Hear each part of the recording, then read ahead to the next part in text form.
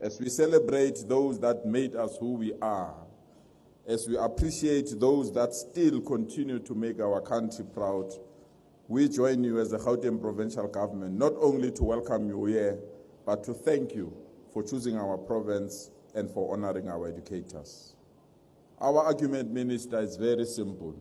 If you can't get education right, you'll never get the country right. If you can't get education right, you'll never get the skills right. And if you can't get the skills right, you'll never get the economy right. And if you can't get the economy right, the country will never prosper. And at the center of all this is our esteemed educators that we are honoring later today.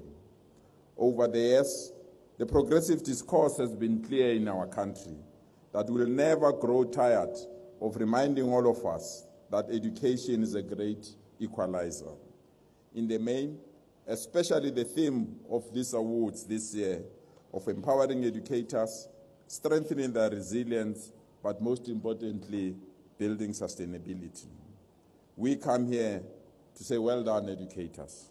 We come here to honor you that you are already winners, as have already been recognized through your provinces, and have been nominated to come and join us this evening.